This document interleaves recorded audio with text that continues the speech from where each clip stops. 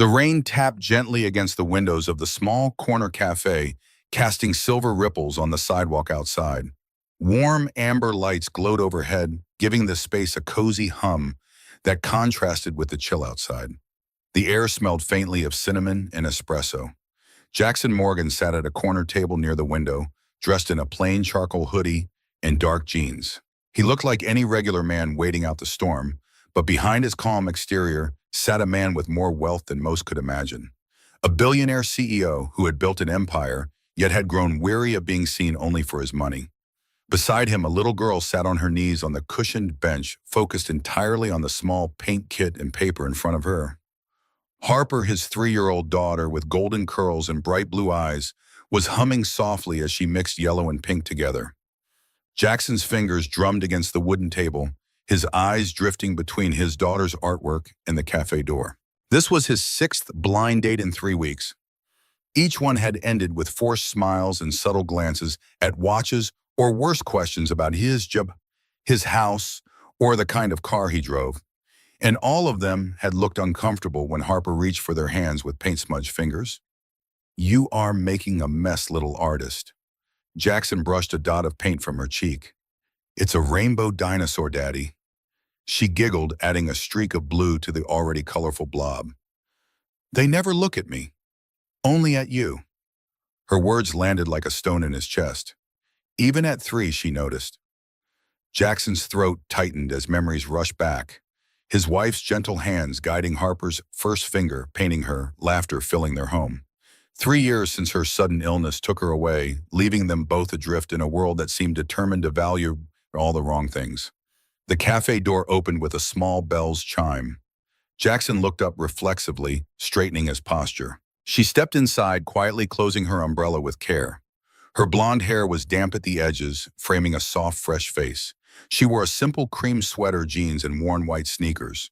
No flashy purse, no exaggerated makeup, just a quiet presence that somehow commanded attention through its genuine nature.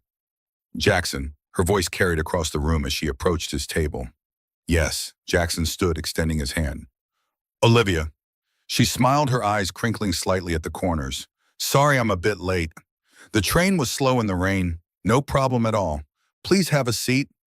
As Olivia settled into the chair across from him, her eyes went straight to Harper, who was now eyeing her curiously from the side. The little girl's paintbrush hovered midair, dripping a small purple dot onto the table. "And who is this beautiful artist?" Olivia's voice softened as she addressed Harper directly. Harper perked up, paintbrush still clutched in her tiny fist. "I'm Harper. I'm painting a dinosaur." Olivia leaned in closer, her elbows resting on the edge of the table, completely ignoring Jackson for the moment. "A rainbow dinosaur, that's the most magical kind." Harper's face broke into a wide grin. "Do you want to help?" Jackson blinked, surprised. No one had ever asked to engage with Harper first, not like this. The other women had awkwardly acknowledged his daughter with tight smiles before turning their attention fully to him.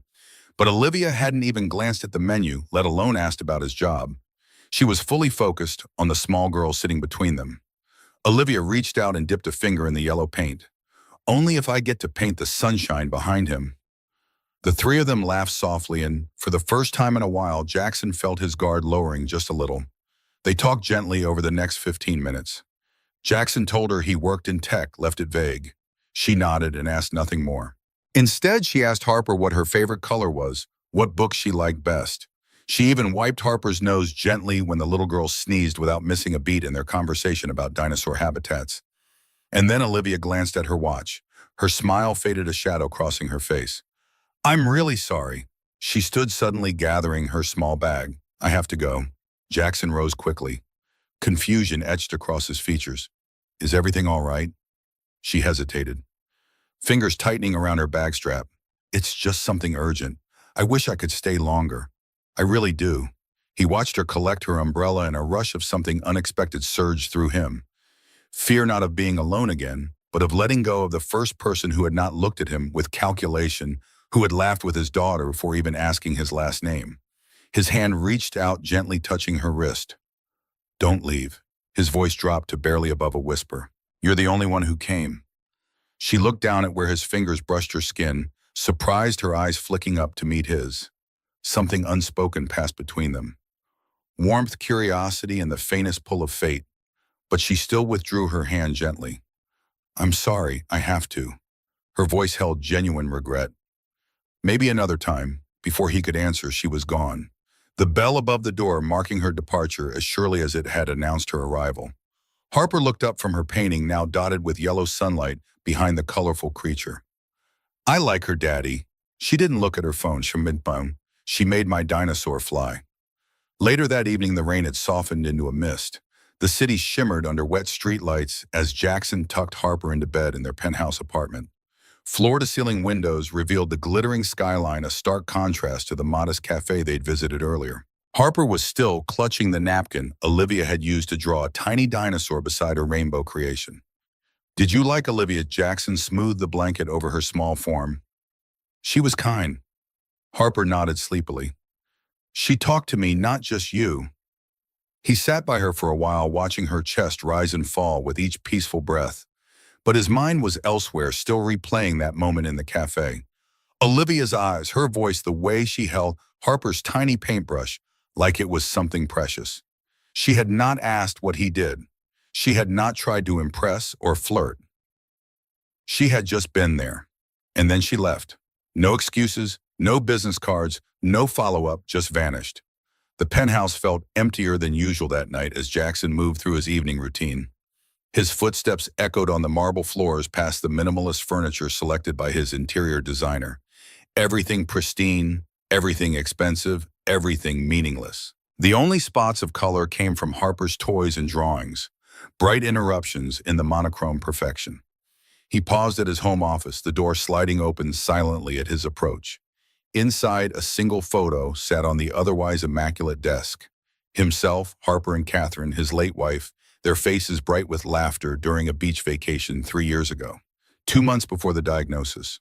4 months before she was gone. Jackson Morgan was one of the most powerful tech entrepreneurs in the country. His company, Phoenix Horizon, had revolutionized cloud security and AI-driven architecture.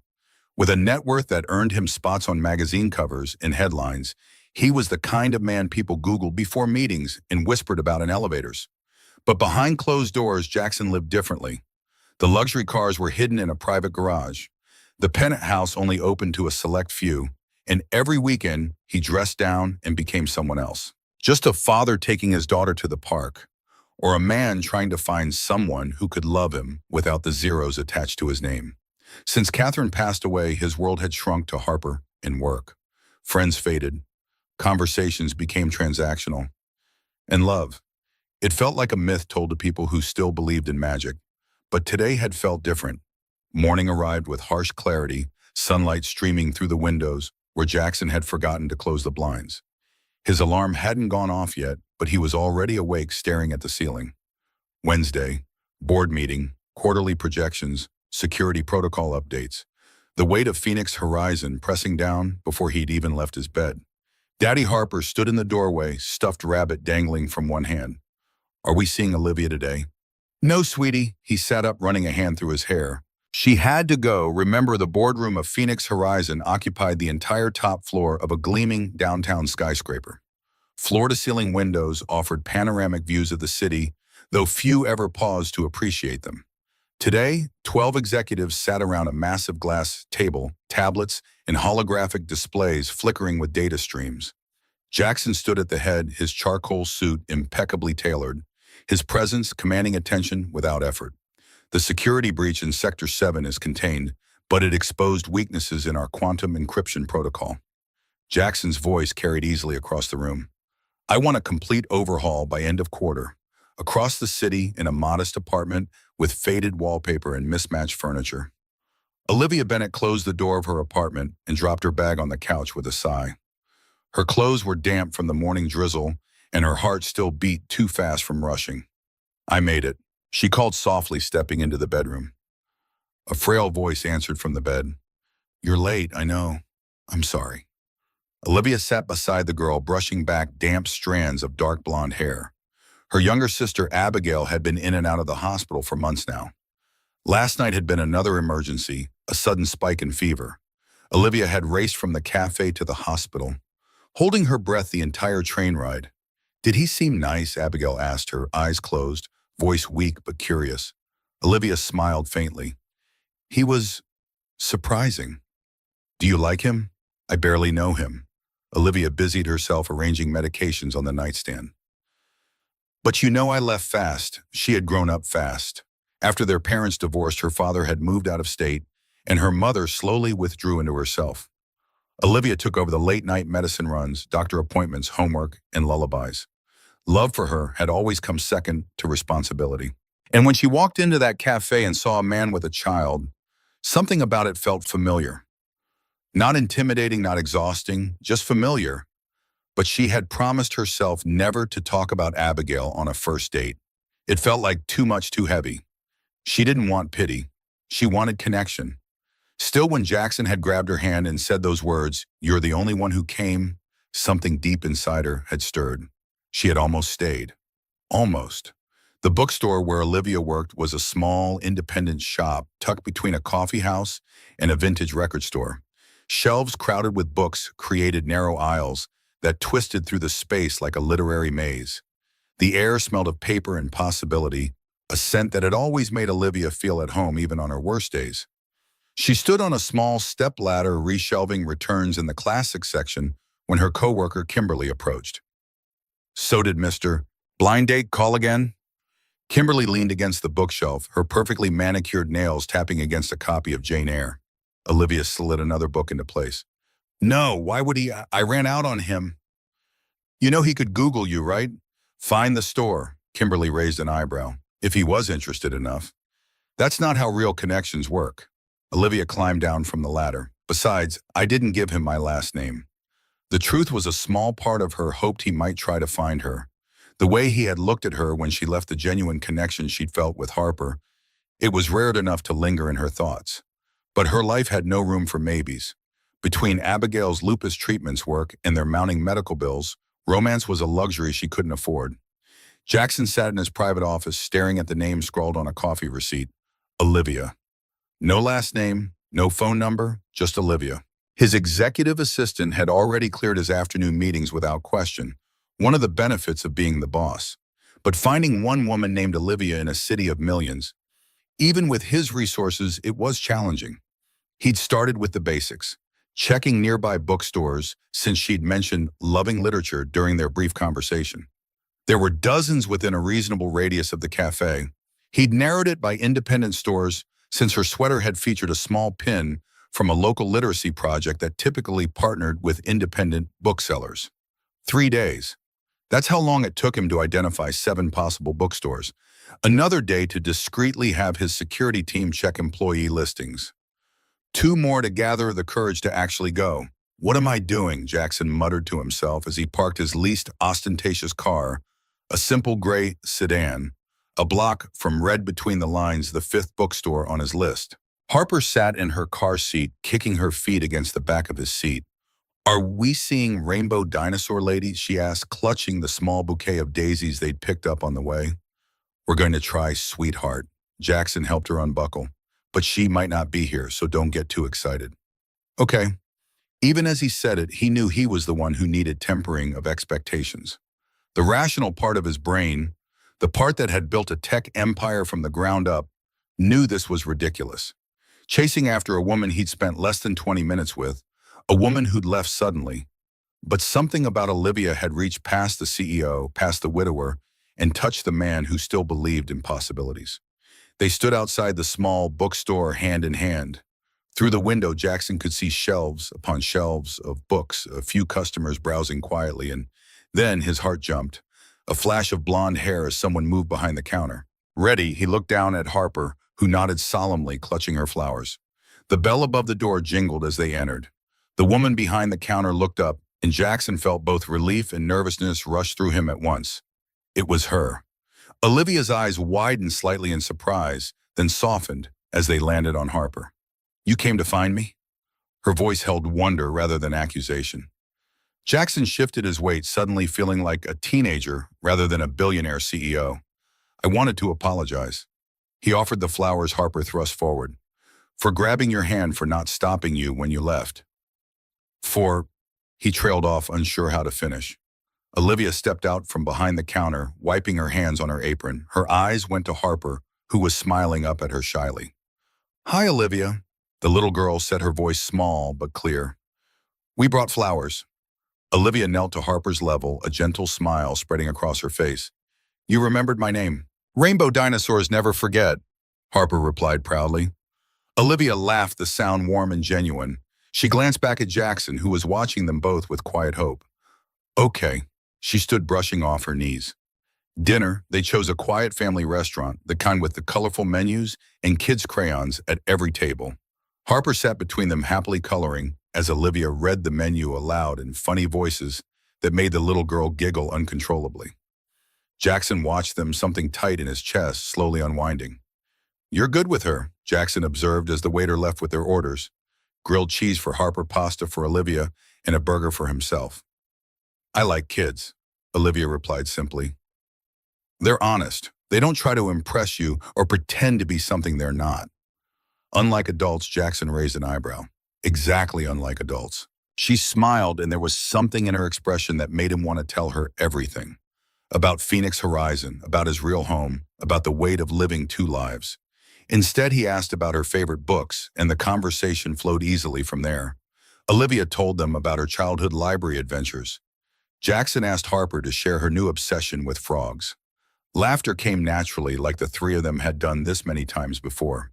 Their food arrived steaming and aromatic, and Harper immediately reached for Olivia's hand to say grace, a tradition Catherine had started and Jackson had maintained.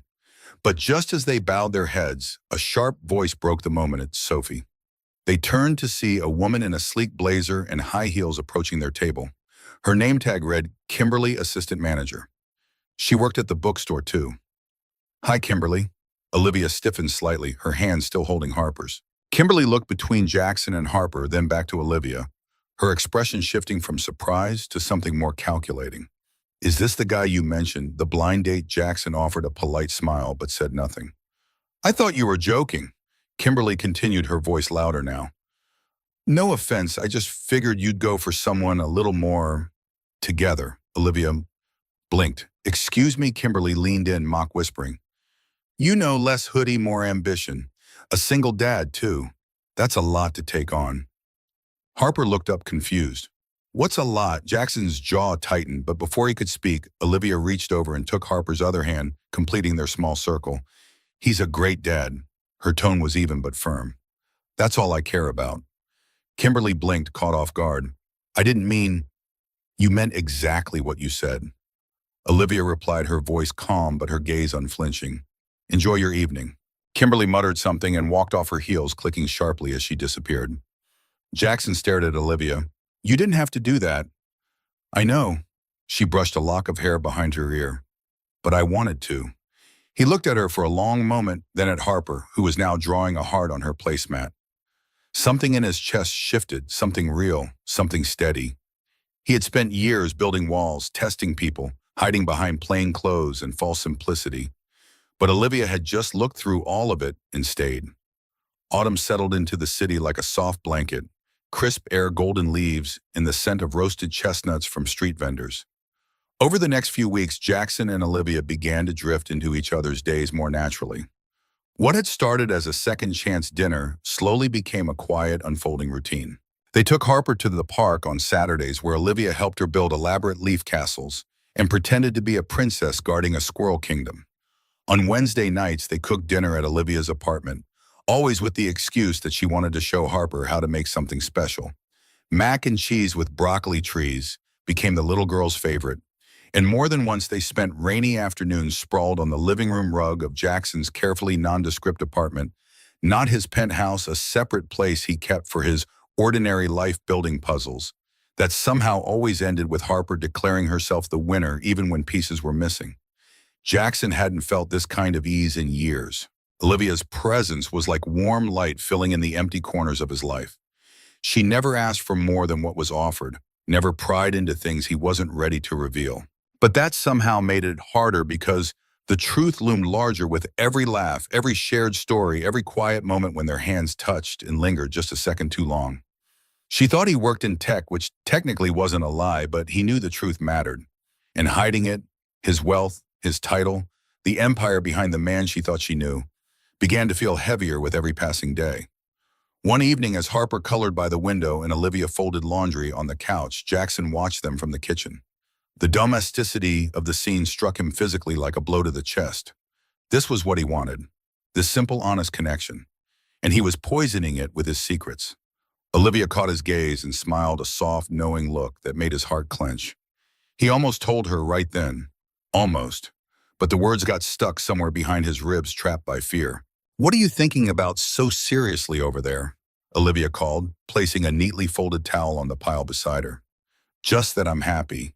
It wasn't a lie, but it wasn't the whole truth either. The partial honesty felt like sand in his mouth. The next afternoon, Olivia was shelving new books at the shop when Kimberly called out from the register, her voice carrying across the quiet store. "Hey, Olivia, this guy in the tech article looks just like your mystery man." Olivia walked over, her curiosity piqued. Kimberly turned her tablet around. It was a profile piece from a business magazine's archives, 2 years old, but the photo was clear. Jackson, clean-shaven, sharp navy suit, standing in front of a wall of servers. The headline read, "Inside Phoenix Horizon, the reclusive tech billionaire who changed the future of AI." Olivia's breath caught. The company name was partially blurred by a pop-up ad, but the face was unmistakable. Her fingers tightened on the edge of the counter. "That him," Kimberly raised an eyebrow, watching Olivia's expression carefully. Olivia said nothing, her mind racing. The hoodie, the modest apartment, the vague answers about his job, it had all been deliberate, a lie, or at least a carefully constructed omission.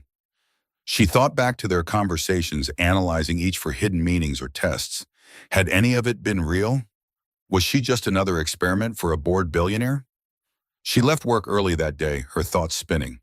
The train ride home felt interminable, each stop bringing a new wave of confusion and hurt.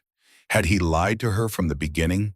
Was everything, the cafe, the hoodie, the way he looked at her, just an act? And if it wasn't a game, why not tell her? By the time she reached her apartment, anger had settled into a cold knot in her stomach. She looked around at her modest home, the second-hand furniture, the piles of medical bills on the counter, the faded curtains they couldn't afford to replace, and felt foolish. Of course, someone like Jackson Morgan wouldn't really be interested in someone like her. Not for anything real. When her phone rang that evening, Jackson's name lighting up the screen, she didn't answer. Or the next call, or the one after that. By the end of the week, he stood outside her bookstore, hands in his pockets, eyes searching through the window. But Olivia stayed in the back room, watching him through the tiny pane of glass in the office door, until he eventually walked away, shoulders slumped in defeat. That night, Jackson sat on the edge of Harper's bed, trying to hide the heaviness in his chest. The little girl's room was a splash of color in the otherwise monochromatic penthouse. Walls painted sky blue with clouds, shelves overflowing with books and toys, a nightlight casting star shapes across the ceiling. Daddy, Harper asked, rubbing her sleepy eyes. "Yes, sweetheart. Did Olivia leave us?" His breath caught. For a moment, he couldn't speak the innocent question laying bare all his fears. He smoothed her hair back, swallowed hard, and whispered, "I don't know, Harper. I hope not." But even as he said it, he wasn't sure what hurt more, the ache in his own heart or the confusion in hers, because losing Olivia now felt like losing something they had only just begun to believe in. The late afternoon sun cast long shadows across the wooden floors of the bookstore. It was quiet, only the rustle of pages and the soft hum of a ceiling fan overhead. Olivia stood behind the counter, pretending to read a shipment invoice, but her eyes hadn't moved from the same line in over 10 minutes. Her mind was elsewhere, still tangled in that article, in Jackson's face, in everything that suddenly felt uncertain. Then the door opened, bell jingling softly. She looked up, heart jumping, before she even registered his face. Jackson stood in the doorway, wearing the same plain hoodie, the same jeans, but this time he didn't try to smile. He simply looked at her, his expression tired, real. "Hey." His voice was quiet, barely carrying across the empty store. Olivia's hands froze on the paper in front of her. "You found the article. I didn't mean for you to find out like that." He stepped inside slowly, letting the door close behind him. "But I knew it would happen eventually." She waited, her expression unreadable. Jackson exhaled heavily. "My name is Jackson Morgan. I'm the CEO of Phoenix Horizon. Yes, the company in the article." Yes, the one with the servers and the headlines and the billions? He paused, running a hand through his hair. But the man in that suit, he's not the one who takes Harper to the park. He's not the one who laughs when she draws rainbows on the walls. That version of me exists for business, for boardrooms and negotiations. But it's not the man I wanted you to meet. Olivia said nothing, her fingers tracing the edge of the counter. I've tried dating as that guy, Jackson continued, his voice low. It never worked. People saw the money first, and some tried really hard to say they weren't, but you could feel it. Every question, every glance. He looked her in the eyes, now steady.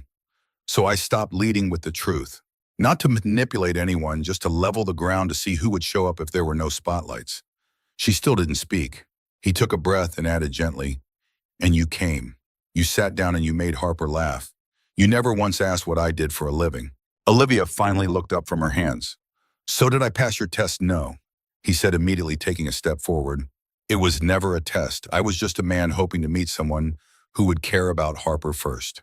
And I did. The silence stretched between them. The ceiling fan continued its slow rhythm above. A customer browsed quietly in the far corner, oblivious to the tension near the front. Finally, Olivia lifted her eyes to meet his fully. I wasn't angry because you're rich, she said, her voice soft but clear. I was angry because I liked you, and I thought maybe you liked me too. And when people lie, especially people who live in a different world, it makes it hard to know what's real. Jackson stepped closer, close enough that he could have reached out and touched her, but he kept his hands at his sides. I do like you. I care about you, Olivia. I just got scared. Scared that if I told you the truth, you'd walk away. I almost did, she admitted. Why didn't you? She looked toward the children's corner where Harper had once sat cross-legged with a storybook in her lap. A faint smile tugged at her lips. Because when I looked at Harper, she whispered, I realized I'd already fallen in love with both of you. Jackson's breath hitched. He moved forward, closing the distance between them, taking her hands in his. I don't want to hide anything anymore. No more tests, no more half-truths, just me and Harper, and whatever this could be. If you still want it. Olivia squeezed his hand gently. I think I do. The world outside the bookstore continued its hurried pace. Cars honking, people rushing, the endless flow of a city that never slowed down. But inside, time seemed to pause as two people who had been hiding parts of themselves finally stood in the full light of truth. It wasn't perfect, and there would be more to explain, more to understand. But it was real, and for now, that was enough. Fall had painted the city in amber and gold. Morning sunlight slanted through the bookstore windows, catching dust motes that danced in the air like tiny constellations. Olivia moved between the shelves, rearranging a display of seasonal reads, her mind still processing the revelation from the previous day. Jackson Morgan, billionaire CEO, the man who had carefully constructed an alternate life just to find something genuine. A text message lit up her phone. Would you like to see where I really live? The question hung there, loaded with implications. This wasn't just about a different apartment. It was an invitation into his actual world, the one he'd kept hidden. Her fingers hovered over the keyboard. Yes, she finally typed, but I need to bring Abigail. If we're doing truth, you should meet her too. The drive to Jackson's penthouse took them through progressively more exclusive neighborhoods. Buildings grew taller, sleeker, more imposing. Olivia sat in the passenger seat of Jackson's real car, a luxury electric vehicle with butter-soft leather seats, while Abigail gazed out the window from the back next to Harper, who chatted excitedly about showing her room to their guests. Olivia's hand tightened around her worn leather bag. Her sister's medical bills had piled up that morning. Another treatment, another specialist, another mountain to climb. And here she was being driven to a billionaire's home, feeling increasingly like she'd stumbled into someone else's life story. You're quiet. Jackson's eyes stayed on the road, but his attention wrapped around her like a warm blanket. I'm adjusting. This is, a lot to take in. Olivia watched as they pulled into a private underground garage beneath a gleaming skyscraper. The elevator required a fingerprint and retinal scan. Harper bounced on her toes as they ascended, pointing out to Abigail that they were going all the way to the sky. When the doors opened, Olivia felt her breath catch. The penthouse spread before them, vast, modern, with floor-to-ceiling windows offering a panoramic view of the city that stretched to the horizon. Minimalist furniture in soft grays and whites created an atmosphere of restrained luxury. Abstract art pieces worth more than her entire life savings hung on walls that seemed to go on forever. Harper raced ahead. "Come see my room." She grabbed Abigail's hand, pulling her down a hallway, leaving Jackson and Olivia standing in the cavernous living room. "This is you," Olivia turned slowly, taking it all in. "The real you. Part of me." Jackson moved to stand beside her at the window. "The business part. But the man who sat with you in the team, who built leaf castles with Harper in the park. That's the real me too." Olivia's fingers pressed against the cool glass, the city sprawling beneath them like a living map. They existed in such different worlds. Hers medical bills, second-hand furniture, counting pennies for Abigail's medications. His this panoramic view, this wealth beyond comprehension, this power. "Does it scare you?" Jackson's voice softened as he watched her expression. "Not the money." Her eyes met his reflection in the glass. "The distance, there's so much space between your life and mine." His hand found hers against the window. "Then we'll have to build a bridge." Down the hall, Harper's laughter echoed, followed by a softer sound. Abigail's giggle, something Olivia hadn't heard in weeks. Perhaps the construction had already begun. In the weeks that followed, Jackson's dual worlds began to merge. He introduced Olivia to his executive assistant, his head of security, his closest colleagues. Each meeting carried the weight of scrutiny. She felt their assessment in every glance, every carefully phrased question. Was she worthy of their boss? Was she after his money?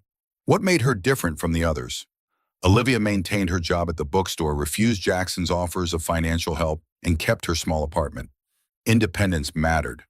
Authenticity mattered. She wouldn't be absorbed into his world without maintaining her own. They developed a rhythm, weeknights at her place, weekends at his. Harper's toys began to accumulate in Olivia's apartment, while books from Olivia's collection found homes on Jackson's shelves.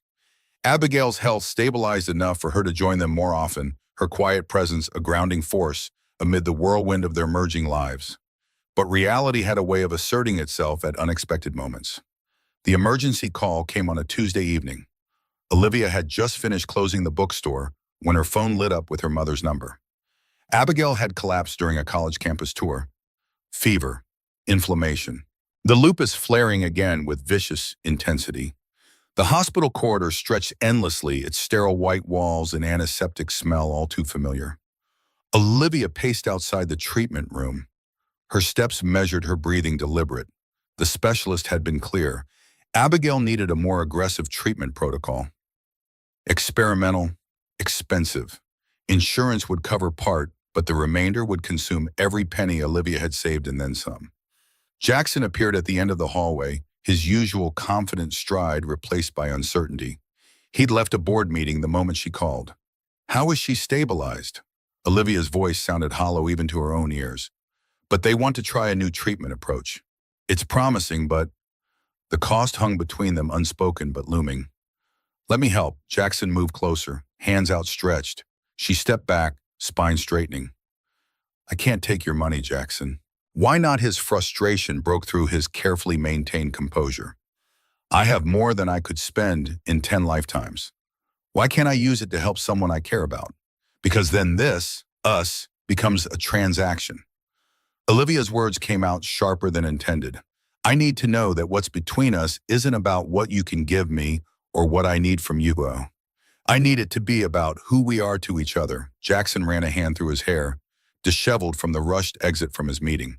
"So you'll struggle when there's no need. Abigail will suffer because of pride."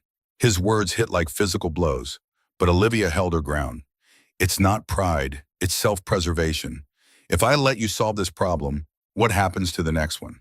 And the one after that? At what point do I stop being a partner and it become a responsibility?"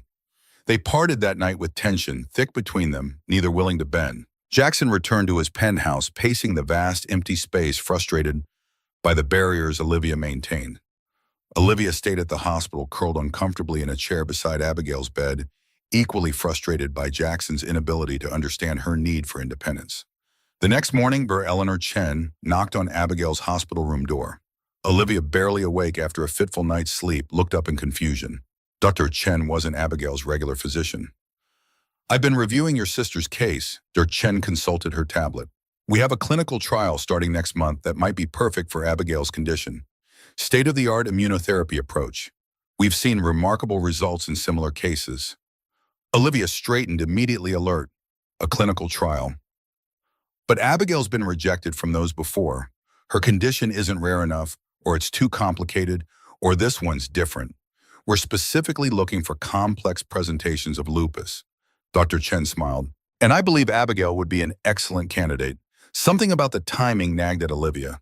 How did you find us? Dr. Chen hesitated for a fraction of a second. Your sister's case was flagged in our system as a potential match. For 3 days, Olivia wrestled with suspicion. The coincidence seemed too perfect. A world-renowned specialist suddenly interested in Abigail's case right after her argument with Jackson. She dug deeper, researching Dr. Chen, the clinical trial, looking for connections.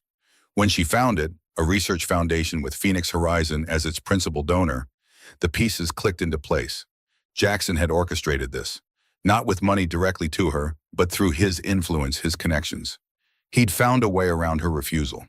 The Phoenix Horizon offices occupied the top 10 floors of a gleaming tower in the financial district.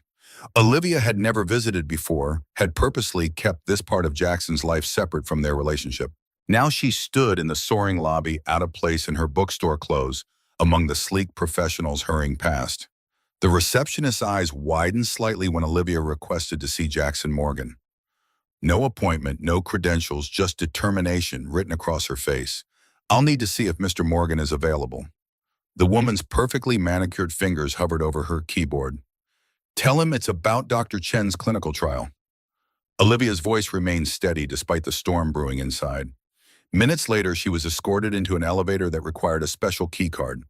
The doors opened directly into Jackson's executive suite, a vast space of glass and brushed steel with views that made even his penthouse seem modest by comparison. He stood behind his desk, suit impeccable expression, carefully neutral. You had no right. Olivia's words cut through the rarefied air. I told you I didn't want your financial help. I didn't give you money. Jackson remained behind his desk as if the barrier might protect him from her anger. Don't, Olivia stepped forward. Don't pretend this isn't exactly what we argued about. You used your influence to get Abigail into that trial. I used my resources to help someone I care about. Jackson's professional mask slipped, revealing the man beneath. Frustrated, worried, desperate to make things right. What was I supposed to do? Watch you struggle when I could fix it? Watch Abigail suffer. It wasn't your problem to fix, Olivia's voice echoed off the glass walls. This is exactly what I was afraid of. The imbalance, the power dynamic. You thinking you know better than me. What's best for my family? Jackson moved around the desk, closing the distance between them. This isn't about power, it's about love. I love you, Olivia. I love Abigail because she matters to you. Why is that so hard to accept? The word love hung in the air between them, spoken for the first time. It should have been a moment of tenderness, of connection. Instead, it landed amid conflict, its edges sharp and dangerous. Olivia stepped back, her anger faltering. Because love without respect isn't love at all. It's possession. It's control. And I've spent my entire life fighting to maintain control of the few things I can. Jackson's shoulders sagged, the fight draining from him. What do you want me to do? Call Dr. Chen and tell her to remove Abigail from consideration. Would that make this right? The absurdity of the situation suddenly struck Olivia. Standing in this office worth millions, arguing about refusing help that could save her sister's life. I don't know what right looks like anymore. For a week, they existed in painful limbo. Jackson didn't call. Olivia didn't reach out. Harper asked about her daily confusion and hurt in her little voice when Jackson explained that Olivia was busy with Abigail. Only partly a lie.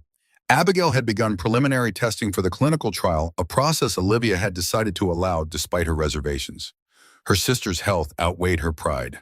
Then on a rainy Tuesday, a small envelope arrived at the bookstore addressed to Olivia in Harper's uneven handwriting. Inside was a crayon drawing, 4 figures holding hands under a rainbow. My family written across the top in purple crayon. Harper had drawn herself holding hands with Jackson on one side and Olivia on the other. Beside Olivia stood another figure labeled Abby with a crooked heart above her head. Olivia stared at the drawing, tears blurring her vision. The simplicity of a child's perspective cut through the complexity of adult conflicts. In Harper's world, they were already a family, broken pieces, finding wholeness together. That evening, she called Jackson. Can we talk? They met on neutral ground, a small park halfway between their two worlds. Autumn leaves crunched beneath their feet as they walked side by side, not touching the space between them, filled with unspoken words. I'm sorry. Jackson broke the silence first. I should have respected your boundaries. I have all these resources, all this power in the business world, and I couldn't use any of it to help the person I love. It felt like failure. Olivia stopped, turning to face him. I'm sorry too. I've been so focused on maintaining independence that I forgot partnerships mean letting someone help sometimes.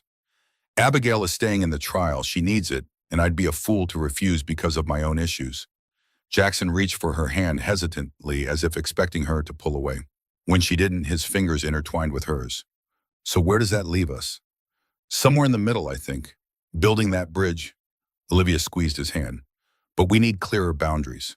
Ways to keep our relationship balanced despite the differences in our situations. I can work with that. Relief washed over Jackson's features, the tension he'd carried for days finally easing. I've missed you. Harper has too. I've missed you both. Olivia's thumb traced circles on his palm. And I've been thinking, maybe it's time I met your parents. The Morgan family estate sprawled across several acres just outside the city limits. A Victorian mansion meticulously restored and modernized, surrounded by gardens that even in autumn maintained their structured beauty. Olivia stood in the circular driveway, taking in the grandeur that had shaped Jackson's childhood. Another piece of him revealed another layer to understand. Harper bounded up the steps ahead of them, familiar with her grandparents' home.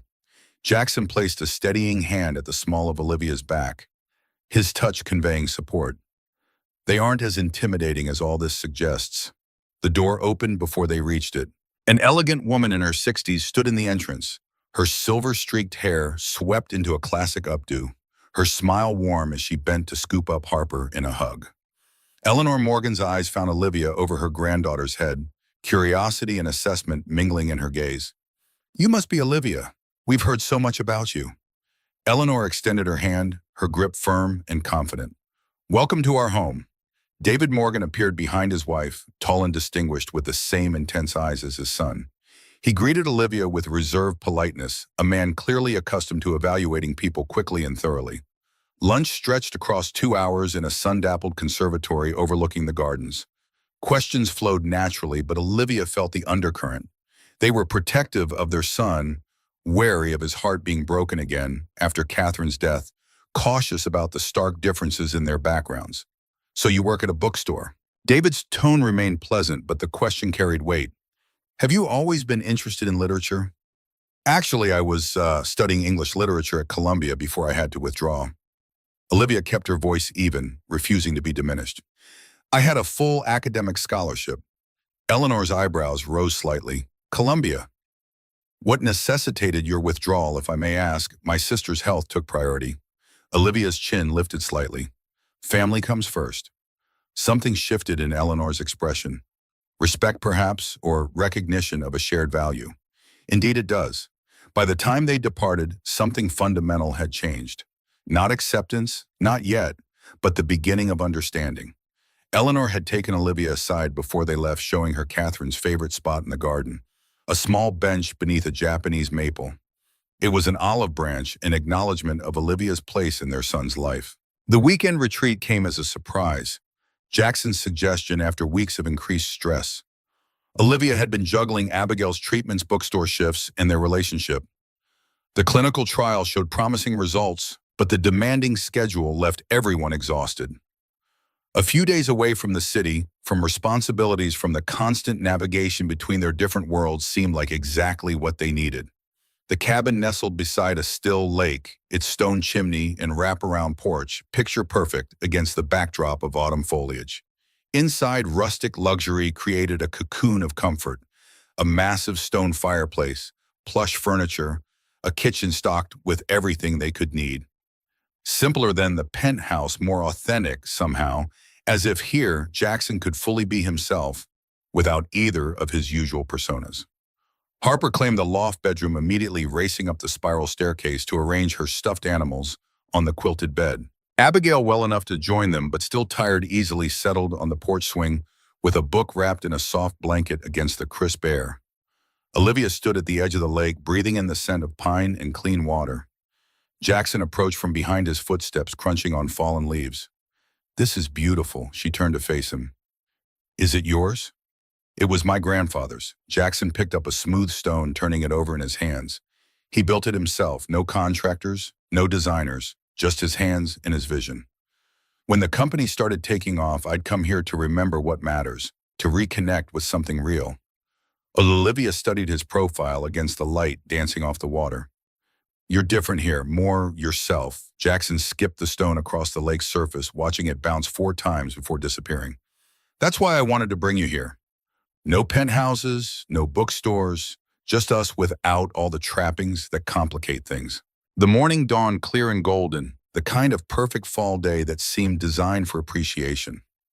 After breakfast, they spread a picnic blanket beneath a towering oak tree at the meadow's edge. Olivia cradled a warm cup of cider between her hands, watching Harper chase a bright red ball through the open field. Jackson stood nearby, occasionally stooping to collect a particularly vibrant leaf for the forest queen crown Harper had insisted on making. "You really know how to plan a getaway." Olivia looked over her shoulder at Jackson, squinting against the sunlight filtering through the amber leaves above. Jackson shrugged, his smile soft at the edges. "I just follow Harper's lead. If there are trees, grass, and something to chase, she's happy." Olivia laughed, tilting her head back slightly. "Well, she's not the only one." Her laughter cut short at Harper's delighted shriek. The little girl's ball had rolled down a gentle slope and bounced onto the narrow gravel road just beyond the meadow's edge. Before either adult could react, Harper bolted after it, her golden curl bouncing as she ran. Harper Jackson's voice cracked like thunder, sharp with panic. But Olivia was already moving. Her body reacted on pure instinct, cutting through the grass like a flash of light. A car appeared around the bend of the road, approaching far too quickly for the rural setting. Her heart thundered against her ribs as she closed the distance. In one swift motion, she reached Harper, scooped her up, and turned her body, shielding the child as they crashed into the ditch beside the road. The car honked violently and screeched to a halt, gravel spraying. It missed them by inches. Jackson reached them seconds later, dropping to his knees beside them, breath-ragged eyes wild with terror. "Are you okay, Harper?" Olivia. Olivia gasped for air, mud soaking her jeans, her elbow bleeding where she'd scraped it on a rock. But she held Harper tightly to her chest, the child's small body trembling against hers. "She's fine. She's safe, that's all that matters." Harper clung to her, crying into her shoulder, small fingers clutching Olivia's sweater with desperate strength. Jackson looked at Olivia, her torn sweater, her bleeding arm, her tangled hair, and something shifted inside him. Not just fear, not just gratitude, but something deeper, almost reverent. He pulled both of them into his arms, holding them close as the wind rushed over the field like a sigh of relief. He whispered Harper's name over and over, but his gaze never left Olivia's face, seeing her now with complete clarity. The woman who would throw herself into danger without hesitation to protect his child. That night, the world quieted around them. The fire crackled softly in the stone hearth, casting warm light over the cozy cabin. Harper lay asleep on the couch, nestled between 2 pillows, her stuffed bunny tucked beneath her chin. The day's trauma had exhausted her, but children's resilience had already begun to smooth over the fear. She'd made them promise to help her find a new ball tomorrow, one that doesn't run away to the road. Olivia sat at the kitchen table, her sleeve rolled up to reveal the scrape across her elbow, dried blood around the edges. Jackson crouched beside her with the first aid kit, his movements gentle as he cleaned the wound. She winced as the alcohol touched her skin. You'd think I'd be used to scrapes by now. Years of taking care of Abigail had made her familiar with first aid. Jackson focused on carefully cleaning every speck of dirt from the abrasion. You shouldn't have to be. Her eyes flicked to Harper, sleeping peacefully, then back to him. I'd do it again. Every time. He didn't answer immediately, just held the gauze against her elbow, looking at her as if seeing something new in her face. I know. With slow, precise movements, he wrapped the bandage around her arm. When he finished, he didn't let go. Instead, he turned her hand over, pressed a kiss to her palm, then to the back of her hand. You're a part of us now. Olivia felt something catch in her chest, a emotion too large to contain. She looked into his eyes, warm and raw, full of everything they hadn't yet said. Her breath stilled. Because in that moment, with his fingers wrapped around hers and Harper's gentle breathing behind them, she understood this was no longer just a story about two different worlds colliding. This was love. This was home. This was real. The autumn stretched into winter. Snow dusted the city streets, holiday lights twinkled in windows, and their lives continued to intertwine in ways both expected and surprising. Abigail's health improved steadily with the new treatment protocol. She returned to college part-time, her strength gradually returning. The shadows that had haunted Olivia for years began to lift as her sister reclaimed independence. Jackson integrated Olivia more fully into his professional world, not as an accessory or a token, but as a partner whose perspective he valued. She attended selected company functions, met his most trusted colleagues, even offered insights on Phoenix Horizon's charitable foundation that led to a literacy initiative partnering with independent bookstores across the country. But beneath the surface of their growing happiness, currents of tension swirled. The board of directors at Phoenix Horizon had concerns about Jackson's divided attention. Rumors circulated in business circles about the CEO's distraction, the ordinary bookstore employee who had somehow captured his interest when so many more suitable matches had failed. The threat materialized on a snowy December morning. Jackson sat in his office reviewing quarterly projections when Marcus Whalen, his CFO and longest-serving board member, entered without knocking. The unusual breach of protocol immediately put Jackson on alert. "We need to talk about Nexus Technologies." Marcus placed a tablet on Jackson's desk, displaying financial charts with alarming downward trends. Their hostile takeover attempt is gaining traction. 3 major shareholders have indicated willingness to sell if their offer increases by just 7%. Jackson studied the data mine, quickly calculating implications. That's still below market value. Why would our people sell? Marcus's expression hardened. Because they're losing confidence, Jackson. The company's innovation pipeline has slowed over the past quarter. Your focus has been elsewhere. The implication hung in the air, unspoken but clear. Your relationship is affecting your leadership. Jackson's jaw tightened. My personal life has nothing to do with Phoenix Horizon's performance. It does when it affects your judgment. Marcus leaned forward. The board is concerned that you're distracted, that this relationship is clouding your strategic vision. The girl from the bookstore, her sister's medical issues, the child, it's a lot of complications for a man in your position. Her name is Olivia. Jackson's voice dropped dangerously low.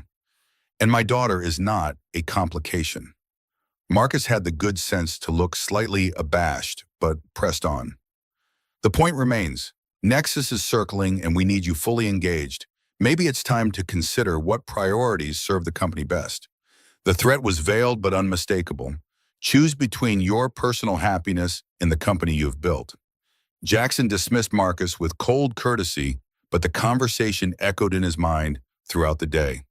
The company was his creation, his legacy. Thousands of employees depended on his leadership. Investors had trusted his vision.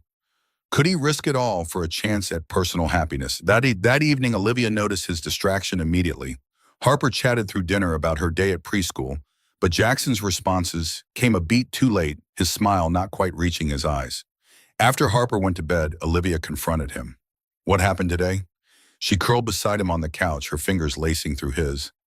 Jackson hesitated, torn between protecting her from this new tension and the honesty they'd promised each other. Nexus Technologies is attempting a hostile takeover. The board thinks I'm distracted by us. Understanding dawned in her eyes. They want you to choose the company or this relationship. He couldn't deny it. Marcus didn't say it explicitly, but the message was clear. Olivia's hand tightened around his. What are you going to do?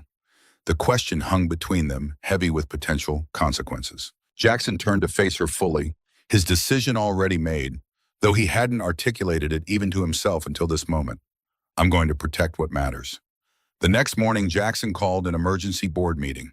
The conference room filled with nervous energy as executives and board members filed in. Marcus's expression particularly grim. Jackson stood at the head of the table, not sitting, his posture conveying absolute authority. I understand there are concerns about my leadership. He began without preamble. About my focus and priorities. Let me be absolutely clear. Phoenix Horizon is my creation, my vision, and remains my professional priority. Relief visibly rippled through several board members. Marcus nodded slightly, satisfaction in his eyes. Jackson continued, his voice steady. That said, my personal life is not open for negotiation or board approval. I will not choose between my company and my family. Marcus opened his mouth to object, but Jackson raised a hand, silencing him. Instead, I'm restructuring our executive leadership. He activated the presentation screen behind him, displaying a new organizational chart. I'll remain CEO and maintain strategic oversight, but I'm promoting Eliza Chen to Chief Operations Officer. She'll handle day-to-day operations, reporting directly to me. This will optimize our leadership structure and allow me to focus on long-term vision while maintaining a healthy work-life balance. The room erupted in murmurs. Eliza, a brilliant young executive who had risen quickly through the ranks, was respected but hadn't been considered for such a rapid advancement. Marcus's face darkened with displeasure. Additionally, I'm personally increasing my equity position by 10%. Jackson's announcement silenced the room instantly. I'm buying back shares on the open market, effective immediately. This should adequately address any concerns about my commitment to Phoenix Horizon's future. It was a power move that left no room for argument. By increasing his ownership stake, Jackson was both demonstrating his faith in the company and consolidating his control. The message was unambiguous. He would not be forced into choosing between his personal and professional lives. He would reshape the system to accommodate both. As the meeting adjourned, Marcus lingered behind. You're making a mistake. His voice carried equal parts warning and resignation. Jackson gathered his materials calmly. No, Marcus. My mistake was ever thinking I had to choose. The most innovative solutions come from refusing false dichotomies. That night, Jackson recounted the confrontation to Olivia as they walked along the River City lights, reflecting on the dark water. Restructuring the entire executive leadership to make room for us. She shook her head, a mixture of awe and concern in her expression. That's extreme. Jackson stopped, turning to face her, snowflakes catching in her hair like tiny stars. I spent years building a company that changes how technology works. Why wouldn't I apply the same innovation to how my life works? Because companies are systems you can control. People, relationships. They're messier. Olivia's breath clouded in the cold air between them. You can't just reorganize away every problem. Jackson took her hands, warming them between his. I know that. But I can refuse to accept limitations that don't need to exist. I can create space for what matters. His phone buzzed, a news alert. The business press had already caught wind of Phoenix Horizon's leadership restructuring. Speculation about his personal life would surely follow. The public side of their relationship was about to begin, ready or not. Olivia read the concern in his face. What happens now? Now we stop hiding. Jackson squeezed her hands gently. If we're going to build this life together, we can't keep it in separate boxes anymore. Are you ready for that? The question carried weight beyond the immediate situation. Ready for public scrutiny. Ready for the merging of their worlds, completely ready for a future together without compartmentalization or boundaries. Olivia looked out over the river, then back to him, snowflakes melting on her eyelashes. I think I am. Spring arrived with gentle insistence, melting winter's grip on the city. Trees budded with tender green crocuses pushed through softening earth, and with the changing season came an invitation, the annual Phoenix Horizon Founders Celebration. Traditionally held at the Morgan family estate, it was part corporate milestone, part family tradition, dating back to when Jackson's parents first launched the company decades ago. For Olivia, it represented a threshold. Attending meant stepping fully into Jackson's public life, being introduced not just to colleagues, but to the wider circle of influence that surrounded Phoenix Horizon. The business elite, tech journalists, politicians, all would be watching, assessing, judging the woman who had captured the reclusive billionaire's heart. Abigail insisted on helping Olivia prepare her strength, now sufficiently recovered, to take on the role of supportive sister rather than patient. I think the blue dress. She held up a simple but elegant gown they'd found after days of shopping. It brings out your eyes. Olivia studied her reflection, hardly recognizing the woman who looked back. Not because of the dress or the carefully styled hair, but because of the confidence that now straightened her spine. 6 months ago, she would have felt like an imposter preparing to enter Jackson's world. Now she understood. She wasn't entering his world. They were creating a new one together. The Morgan estate glowed with soft lights strung across the garden, flickering gently, like stars as evening settled in. Cars lined the circular driveway, disgorging guests in formal attire. Olivia sat in the back seat of Jackson's car, Abigail beside her, both taking a moment to breathe before facing the crowd. Harper bounced excitedly in her booster seat, already talking about showing Abigail the treehouse her grandfather had built. Jackson opened Olivia's door, extending his hand.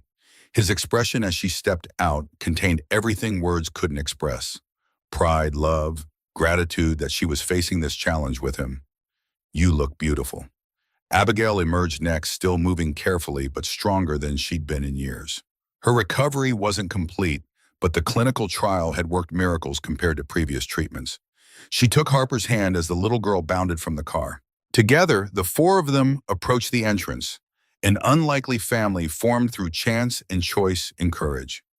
Jackson's parents waited at the door. Eleanor smiled genuine as she embraced Olivia. "We're so glad you're here, all of you." The evening unfolded like a carefully orchestrated dance. Jackson introduced Olivia to countless people whose names blurred together despite her best efforts to remember them.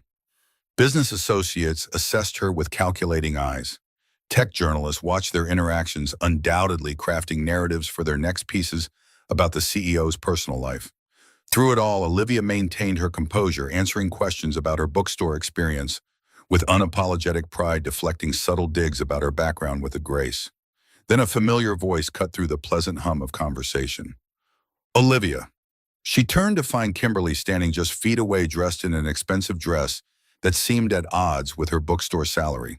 The surprise must have shown on Olivia's face. "I'm here with Bradley Winters." Kimberly nodded toward a middle-aged investor chatting nearby. "We've been dating for a few months. I had no idea you'd be here." The undercurrent was clear. Kimberly had landed her own wealthy man a parallel she wanted Olivia to acknowledge. But before Olivia could respond, Harper came running up, tugging at her hand. "Olivia, Grandma says it's time for Daddy's speech." "Come on." Kimberly's eyes widened at the child's obvious attachment, at the casual way she claimed Olivia as her own. The silent victory felt sweeter than any verbal response could have been. As the crowd gathered near the garden center, where a small platform had been set up, Eleanor Morgan appeared at Olivia's side. Catherine used to stand right here. Her voice was soft, meant only for Olivia's ears. For these speeches, it was her favorite part of the evening. Olivia felt a momentary vertigo, being compared to Jackson's late wife standing in her place, filling a role left tragically vacant. "Is that okay?" Eleanor's eyes, so like her son's, held Olivia's gaze steadily. "More than okay. It's healing for all of us." Jackson stepped onto the platform, the gentle clinking of glass drawing silence from the gathered crowd. He looked out at the assembly, board members, executives, investors, friends, but his gaze settled on one small group near the back. Olivia, with Harper holding one hand and Abigail the other, the three of them a living portrait of what mattered most. "I know these nights are usually about strategy and legacy." He began, his voice carrying across the hushed garden. "But tonight I want to talk about something simpler, something more important." He glanced toward Olivia, who stood perfectly still, Harper's small hand warm in hers. "For a long time I believed I had to build something big enough to protect the people I loved. But building walls only kept people out until someone showed up who saw beyond them." The crowd had gone completely silent, sensing this was no ordinary corporate speech. "This is Olivia." Jackson's voice softened with emotion. "The woman who taught me that love begins with kindness, that being seen, truly seen, is the foundation for everything that matters. She never asked who I was. She just saw a father and a daughter and made us feel like enough." Silence, then soft applause, then stronger. Olivia stood motionless as tears welled in her eyes. Abigail squeezed her hand gently, and Harper whispered, "That's you." Olivia laughed through the tears, nodding. It was the first time in her life she had ever been introduced not as a background figure, not as someone temporary, but as part of something permanent. Welcomed, acknowledged, loved. When Jackson stepped off the platform and reached for her, she met him halfway. "I've never belonged anywhere." Her voice thick with emotion meant only for him. He cupped her face gently, thumbs brushing away tears. You do now. And beneath the lights, the stars and the soft hum of conversation resuming around them, they stood together. No longer from different worlds, no longer guarded, just two hearts that had found their way home. The morning after the Phoenix Horizon celebration, headlines splashed across business publications and social media. Tech billionaire Jackson Morgan goes public with a relationship. The bookstore romance that captured a CEO's heart. Morgan's moving speech introduces new love. Overnight, Olivia Bennet had transformed from private citizen to public figure, her life suddenly worthy of scrutiny, speculation, and endless commentary. She sat at the kitchen island in Jackson's penthouse, scrolling through her phone with increasing discomfort. Images from the garden party appeared on screen after screen. Olivia in her blue dress, Jackson's hand at the small of her back, even Harper holding her hand as they walked through the garden. Each photo felt like an invasion, a theft of moments that had belonged only to them just hours before. Your name is trending. Jackson set a coffee mug in front of her, his expression apologetic. I should have warned you better about how quickly this would happen. Olivia set her phone face down, trying to process this new reality. It's strange. I've been invisible most of my life, taking care of Abigail, working at the bookstore, just existing quietly. Now suddenly people think they have a right to opinions about me. Do you regret it? Jackson's question carried weight, not just about the party, but about all of it, about stepping into his world, about choosing a life that would never be entirely private again. Olivia wrapped her hands around the warm mug, considering. No, but I need to find my footing in this. I won't just be Jackson Morgan's girlfriend or some fairy tale character in a rags to riches story. I need to still be me. 3 days later, a notification from Kimberly shattered the fragile peace they'd been trying to maintain. A tabloid had published a feature titled, The Morgan Woman from Abandonment to Billions. Someone had dug into Olivia's past, unearthing painful details about her mother's departure when she was 14, her father's subsequent move out of state, and her struggle to raise Abigail alone. They'd even found her mother, Diane Bennett, now living in Arizona with a new family, who had provided quotes about always knowing my daughter would do well for herself. The article was waiting on their doorstep, delivered by a surprisingly contrite Kimberly. I thought you should see this before someone ambushes you with questions. Her voice lacked its usual sharp edge. They contacted everyone at the bookstore. I didn't tell them anything, but others might have. Olivia's hands trembled as she read the article, rage and humiliation battling within her. They transformed her life's hardships into entertainment, her mother's abandonment into a dramatic backstory for a modern Cinderella tale. Worst of all, they tracked down Abigail's medical records, speculating about connections between Phoenix Horizon's funding and her treatment. Jackson's reaction was swift and merciless. Within hours, his legal team had filed injunctions, sent cease and desist letters, and threatened lawsuits that would bankrupt the publication 10 times over. When he finally returned to the penthouse that evening, his face was set in lines of grim satisfaction. It's handled. They're pulling the story from their website, publishing a retraction, and the editor has been suspended. His voice carried the cold efficiency that had built his empire. They won't bother you again. Olivia looked up from where she sat by the window, her expression unreadable in the fading light. Did you ask me what I wanted? The question caught him off guard. What do you mean, I mean? She said, rising to face him. Did you consider that I might want to handle this myself? That maybe I've been fighting my own battles my entire life? Jackson's confusion was evident. Why would you fight this battle alone when I have the resources to end it immediately? Because it's my life, my story. Olivia's voice rose slightly. You can't just close every door that might let in something unpleasant. Sometimes I need to face things myself. The metaphor hung between them, doors not bridges, openings and closings not connections. Jackson had spent his life building walls and controlling access, while Olivia had navigated a world where doors often slammed in her face but occasionally opened to unexpected possibilities. So what would you have done? Jackson asked, genuine curiosity replacing defensiveness. I would have responded on my own terms. Olivia moved to the kitchen, needing physical activity to channel her emotions. Called my mother myself after all these years, set the record straight about Abigail's treatment, owned my story instead of having it legally suppressed as if I'm ashamed of it. Jackson was silent for a long moment, recognizing a fundamental difference in their approaches to life's challenges.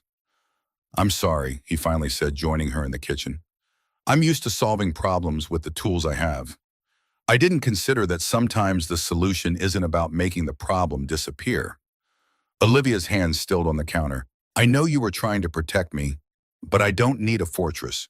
I need a home with doors we decide together when to open and when to close." The incident changed something between them, not weakening their bond, but deepening their understanding of each other's needs and boundaries. Jackson learned to pause before deploying his resources, to ask rather than assume. Olivia learned that accepting help didn't mean surrendering autonomy. When Jackson proposed that Olivia consider taking a leadership role in the Phoenix Horizon Foundation, the conversation unfolded differently than it might have before. The foundation had been established years ago, but lately operated mostly as a tax strategy with minimal direction. Jackson had been contemplating how to revitalize it to give it genuine purpose. It needs leadership. Someone with vision, with passion for education and literature. Someone who could build something meaningful. Jackson's eyes met hers across the dinner table. "Someone like you." The offer hung between them. Not just a role, but an identity independent of their relationship, yet connected to his world. Olivia set down her fork slowly. "Is this about giving me a distraction from the media attention?" "No," his voice carried conviction. "It's about recognizing what you could bring to an organization that has resources but lacks soul. You understand what books mean to people who have nothing else. You've lived on both sides of privilege. The foundation needs that perspective." Olivia considered his words, thinking of her abandoned education. Her dreams deferred for Abigail's sake. This position would allow her to channel her passion for literature into something larger than herself, to create programs that mattered. But it would also fundamentally change their relationship, adding a professional dimension to their personal connection. "I'd need complete autonomy." Her mind was already racing with possibilities. "No interference, no special treatment because of us. If I do this, I do it on merit." Complete autonomy. Jackson nodded, relief evident in his expression. He'd worried she might reject the idea, or she outright might see it as charity rather than the recognition of her capabilities that he intended. "And I'd keep working at the bookstore part-time," Olivia added, "at least for now. I need to keep one door to my old life open." Jackson understood the compromise she was offering, maintaining her independent life while accepting his invitation to build something new. "Whatever you need, this is yours to shape." The transition wasn't seamless.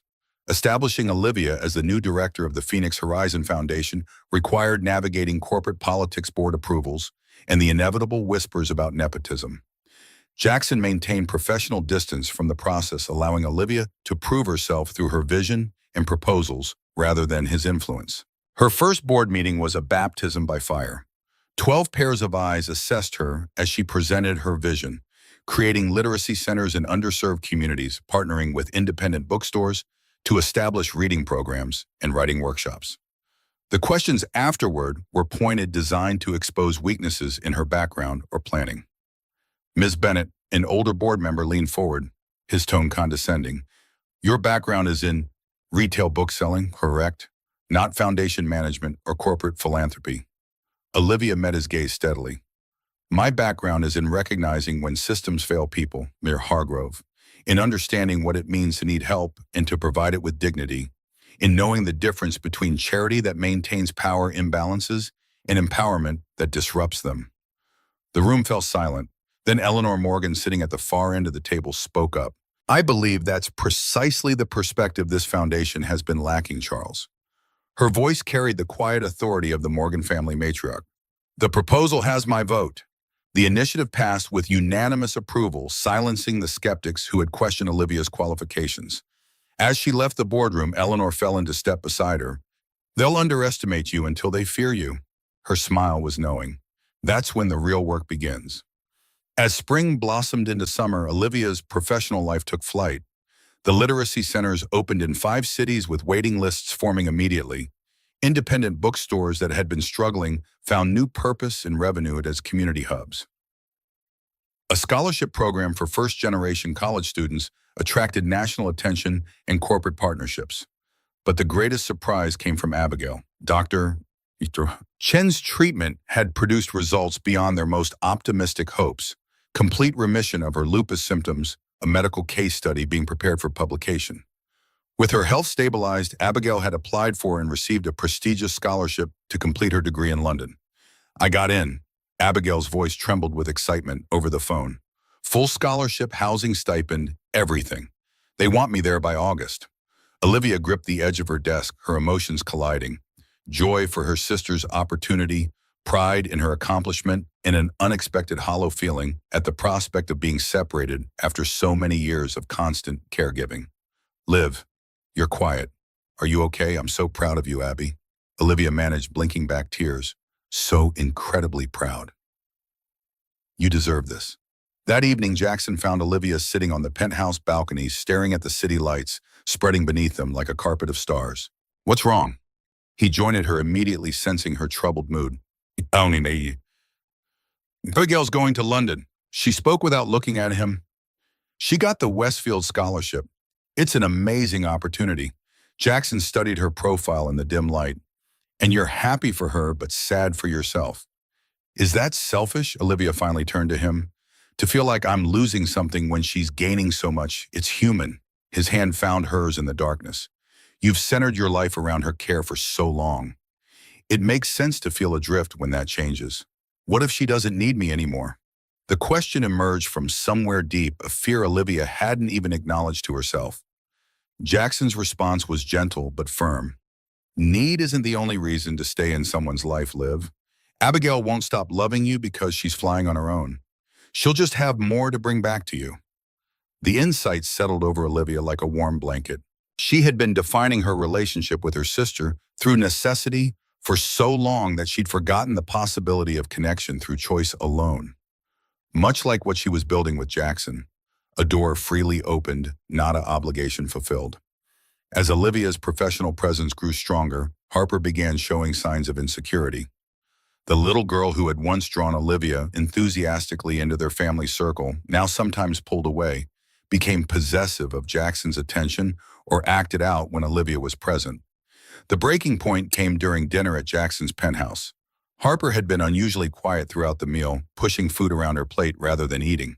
When Olivia asked about her day at preschool, the little girl's response cut through the pleasant atmosphere like a knife. You're not my mommy. Harper's eyes, so like Jackson's, fixed on Olivia with sudden intensity. You can't ask me mommy questions. The table fell silent. Jackson set down his fork, clearly caught between disciplining his daughter for rudeness and acknowledging the legitimate emotion behind her words.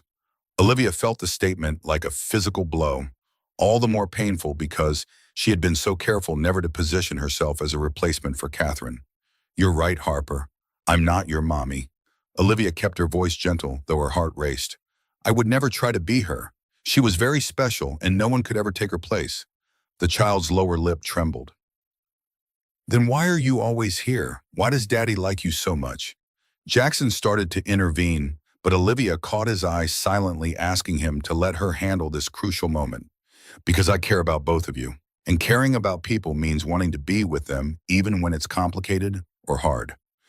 Harper considered this, her small face scrunched in concentration. But what if you leave like Mommy did? The innocent question revealed the fear driving Harper's behavior. Not jealousy, but terror of another devastating loss. Olivia moved from her chair to kneel beside Harper's seat, meeting the child at eye level. Your mommy didn't want to leave you, Harper. She got very sick, and even though she wanted more than anything to stay with you, she couldn't. I know. Harper's voice was small. But what if you get sick too? Olivia took a deep breath, recognizing the weight of her next words. I can't promise I'll never get sick or that nothing bad will ever happen. But I can promise that I choose to be here with you and your dad every day. And I will keep choosing that over and over for as long as I possibly can. Harper studied her face, searching for truth with the unfiltered directness only children possess. Pinky promise. Olivia extended her little finger, linking it with Harper's. Pinky promise. 2 days later, Jackson received a call from Harper's preschool. The teacher's voice was apologetic but firm. There's been an incident. Harper got into an altercation with another child. We need you to come in. Jackson arrived to find Harper sitting small and defiant in the principal's office, a scratch on her cheek, and a stubborn set to her jaw. Across the room, another little girl sat with her mother, both looking equally unhappy. What happened? Harper Jackson knelt beside his daughter, concern overriding displeasure. Zoe said mean things. Harper's voice was barely audible. About Olivia. She said Olivia only likes you for your money because that's what her mommy said. So I pushed her. Jackson's heart sank. He looked up at the principal, who nodded confirmation. Both girls have been talked to about physical responses being unacceptable, Mr. Morgan. But I thought you should be aware of the content of the disagreement. That evening, Harper refused to speak about the incident, retreating into unusual silence. It was only when Olivia arrived after work that the little girl finally broke down, rushing to her, with tears streaming down her face. I'm sorry, I said you're not my mommy. Harper sobbed against Olivia's legs. I didn't mean it. Zoe was being mean about you, and then I got mad, and then I pushed her, and then I felt bad. And Olivia gathered the child into her arms, carrying her to the sofa where they could talk properly. Shh, it's okay. Let's slow down. She wiped Harper's tears gently. First, I'm not upset about what you said. You were telling the truth. I'm not your mommy. Catherine is your mommy, and she always will be. Harper hiccuped, her crying subsiding. But I want you to be my mommy too. Is that bad? Will my real mommy be sad? Understanding washed over Olivia. Harper's conflict wasn't rejection at all, but guilt. This child, not yet 5 years old, carried the weight of preserving her connection to a mother she barely remembered but desperately needed to honor. Harper listened to me. Olivia took the little girl's hands in hers. Your mommy loved you so much that she would want you to have all the love in the world. Love doesn't run out when we share it with more people. It grows bigger. Really, Harper's eyes, still wet with tears, searched Olivia's face. Really? Olivia brushed a curl from the child's forehead. And you can call me whatever feels right to you. Olivia? Live even just O if you want. We don't need special names to be family. Harper considered this, her brow furrowed in concentration. But what if someday I want to call you something else? What if I feel like it? Then we'll figure it out together. Olivia pressed a kiss to Harper's forehead. There's no rush, no rules, just love. The conversation marked a turning point for all three of them. Harper relaxed into a more secure relationship with Olivia, yet no longer afraid that loving her somehow diminished her connection to Catherine. Jackson witnessed the depth of Olivia's commitment to his daughter, her willingness to navigate complex emotional terrain with patience and wisdom. And Olivia discovered within herself a capacity for maternal love she hadn't known she possessed, not replacing Catherine but creating something new and equally valuable. As summer faded into autumn, Jackson and Olivia began discussing their living situation, the impracticality of maintaining separate residences when they spent nearly every night together, the challenges of splitting Harper's time between two homes, the desire for a space that belonged equally to all of them. I've been thinking, Jackson traced patterns on Olivia's back as they lay in bed one Sunday morning, Harper's cartoon laughter drifting from the living room. Maybe we should look for a new place. Not the penthouse, not your apartment. Somewhere that's ours from the beginning. Olivia rolled over to face him, studying his expression. You'd leave this place after all the work you put into making it perfect. It's perfect for the man I was. Jackson's fingers brushed her cheek. Not for the man I am now, not for us. The decision led them to a brownstone in a tree-lined neighborhood, close enough to the city for convenience, but removed from its constant pulse. The house needed renovation, but had good bones and character, absent from the sleek modernity of the penthouse. Most importantly, it offered enough space for everyone. Bedrooms for Harper and Abigail, for when she visited from London, a home office for Jackson, a library for Olivia, and plenty of room for future possibilities neither dared name aloud. The purchase finalized quickly benefits of Jackson's resources and connections. Renovations began immediately with all family members contributing ideas. Harper insisted her room be painted yellow like sunshine. Abigail designed a study nook beneath the stairs during her visits home before departure for London. Jackson focused on integrating smart home technology throughout the historic structure. But the most challenging discussions centered around Catherine's presence in their new home. Jackson had preserved many of her belongings, photographs and mementos in the penthouse. Some would naturally move with them, particularly those important to Harper. But the question of how much to bring forward into their new life together required careful navigation. I don't want her to disappear from our home. Jackson stood in what had been their bedroom, looking at the photo of Catherine on his nightstand. But I also don't want you to feel like you're living in her shadow. Olivia joined him, slipping her hand into his. She's part of who you and Harper are. I'd never want to erase that. Her voice was steady, though the conversation wasn't easy. What if we create a special place for her things? Not hidden away, but intentionally honored. The solution they developed was a small sitting room on the second floor with Catherine's photographs beautifully framed, her favorite books on the shelves, and a comfortable window seat where Harper could go to feel close to her mother, not a shrine, but a living testament to her continued importance in their lives. The room became symbolic of their approach to building their blended family, acknowledging the past while creating space for the present, honoring what was lost while celebrating what had been found. Moving day arrived just as November painted the city in muted grays and browns. Boxes filled with merged lives created labyrinths in each room. Olivia's books alongside Jackson's tech gadgets, Harper's toys mingling with Abigail's art supplies left behind during her semester abroad. The chaos of transition surrounded them, but beneath it lay the foundation of something permanent, taking shape. As evening approached, Jackson suggested they take a break from unpacking to celebrate with dinner in their new half-assembled dining room. He disappeared mysteriously for an hour, returning with Harper, who wore a secretive smile that mirrored her father's. Takeout containers from their favorite restaurants appeared on the table, along with a bottle of champagne and sparkling cider for Harper. A housewarming feast. Olivia laughed as she surveyed the eclectic spread. Did you get something from every restaurant in the city? Just the important ones. Jackson winked at Harper, who giggled behind her hand. The ones that tell our story. Olivia recognized the meaning then. Dumplings from the restaurant near her bookstore, where they'd had their second date pasta from the Italian place they'd discovered during a rainstorm, dessert from the cafe where they'd first met. Each container held not just food, but memories, the breadcrumbs of their journey together. As they settled around the table, still surrounded by boxes eating off paper plates because the dishes remained unpacked, Jackson nodded to Harper, who solemnly retrieved something from her pocket. The little girl approached Olivia with measured steps, clearly rehearsed for whatever role she'd been assigned. Daddy says I should ask you an important question.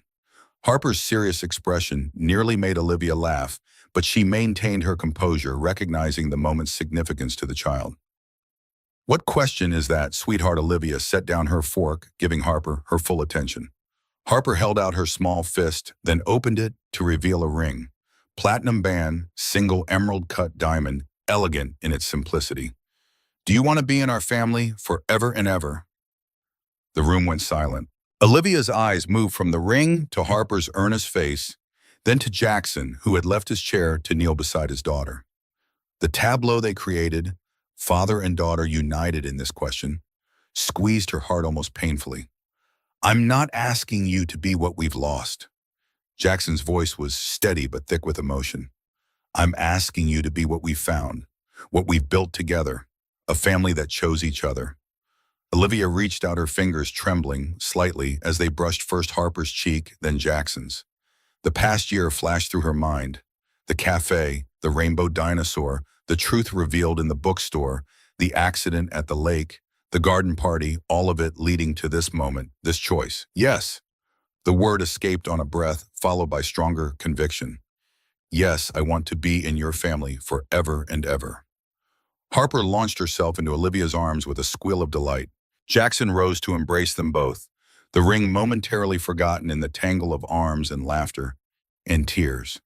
When they finally separated, he took the ring from Harper's palm and slid it onto Olivia's finger. A perfect fit, as if it had always been meant for her hand. The winter months passed in a whirlwind of planning, not just for the wedding, but for their future together. Abigail returned from London for the holidays, marveling at the changes in all of them. She and Olivia spent long afternoons catching up their relationship, evolving into a more equal partnership of mutual support rather than caregiver and dependent. Planning a wedding while settling into a new home, maintaining demanding careers, and parenting a spirited preschooler proved challenging.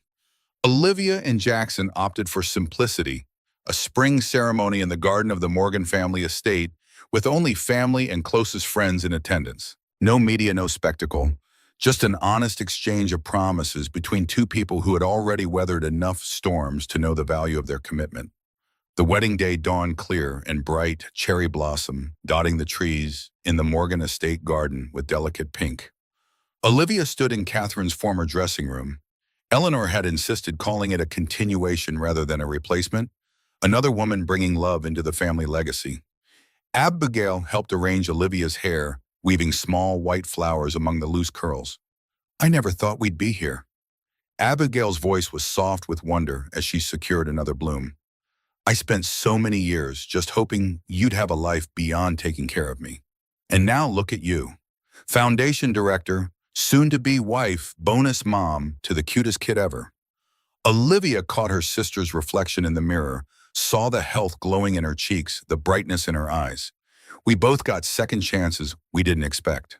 A knock at the door interrupted their moment. Rather than Eleanor as expected, a hesitant figure stood in the doorway, a woman in her 50s blonde hair now streaked with gray, wearing a department store dress that spoke of careful economy.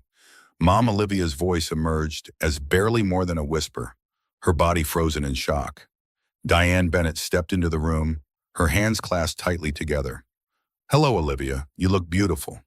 The room fell silent, the air suddenly thick with years of absence and unresolved pain.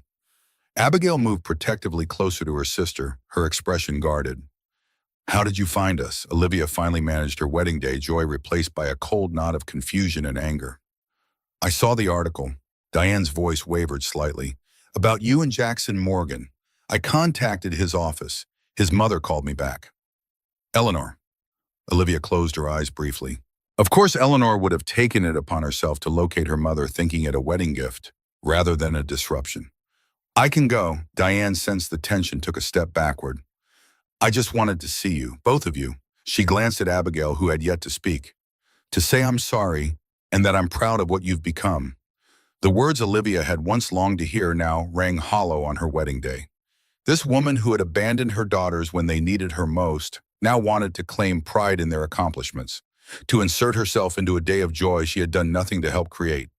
Yet as she looked at her mother, older, smaller somehow than in her memories, visibly nervous, Olivia felt the sharp edges of her anger softening slightly. Not forgiveness, not yet, but perhaps the possibility of it. An open door rather than a sealed one. "You can stay for the ceremony." Olivia's voice was quiet but firm. "We can talk tomorrow. Today is about the family we've chosen to build, not the one that fell apart." Diane nodded, accepting these terms with visible gratitude. "Thank you," she hesitated, then added, "For what it's worth, I think Catherine would be happy it's you." The comment, unexpected and strangely perceptive, left Olivia speechless as her mother slipped back out the door. How could this woman who had failed so profoundly at motherhood understand something so essential about today's meaning?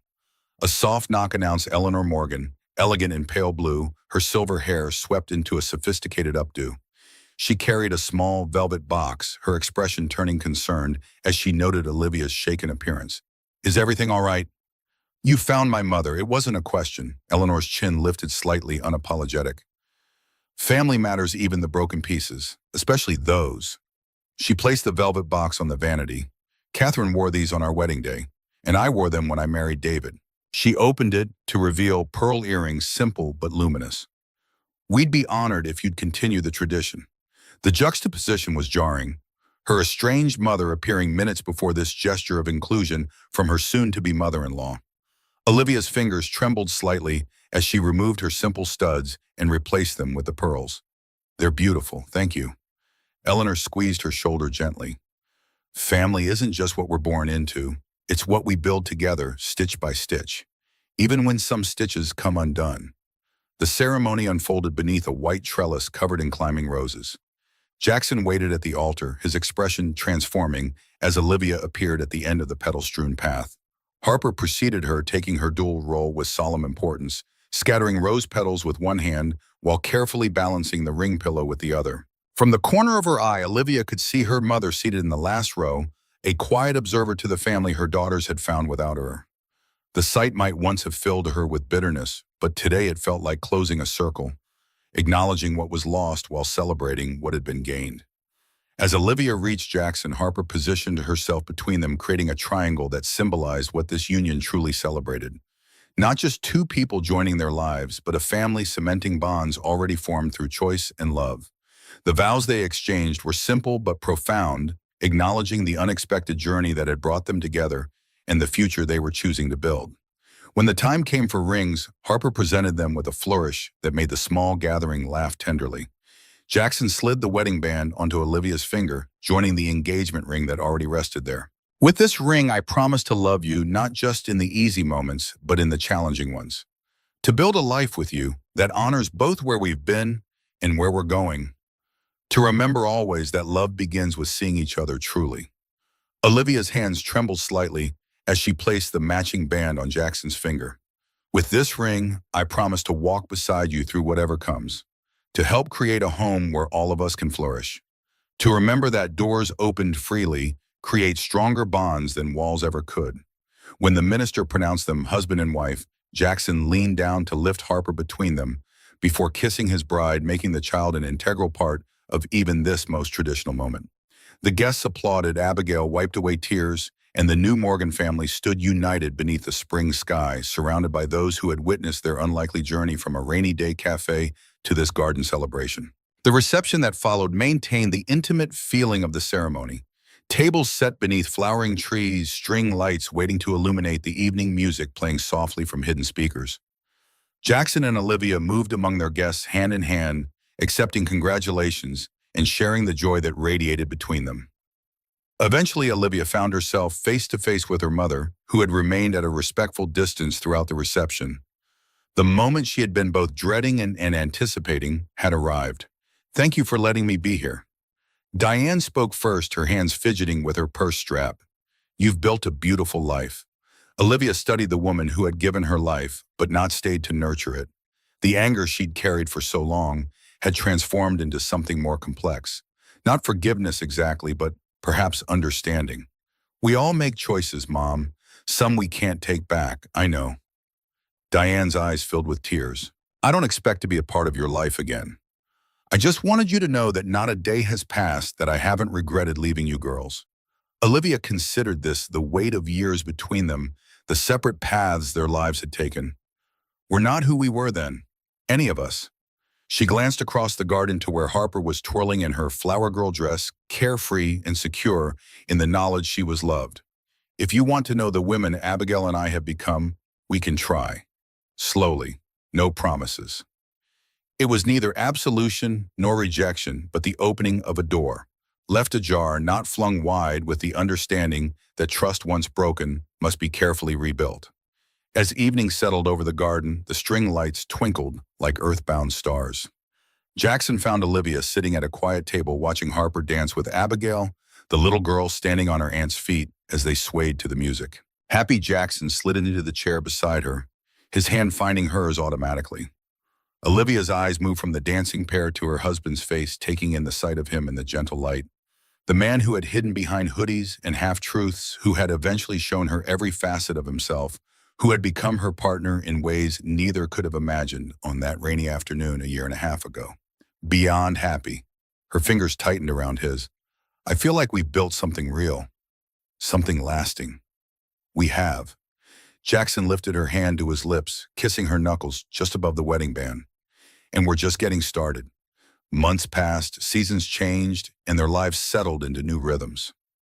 The brownstone transformed from a collection of empty spaces to a true home, each room reflecting the personalities of those who inhabited it. Family photos lined the hallway, not just recent images, but ones Jackson had preserved of Harper, with Catherine ensuring his late wife's presence remained honored in their blended family. Harper's vocabulary expanded to include a term of her own creation, Mommy O, which emerged organically one morning at breakfast and stuck. The name acknowledged both Catherine's irreplaceable role and Olivia's equally important but different place in her life. It came with no fanfare, just the simple logic of a child who had found her own solution to a complex emotional equation. Abigail thrived in London, but returned for holidays and summer breaks, her relationship with her sister evolving into a rich adult friendship. Diane Bennett made careful, tentative steps back into her daughters' lives, never presuming, always grateful for whatever connection they allowed.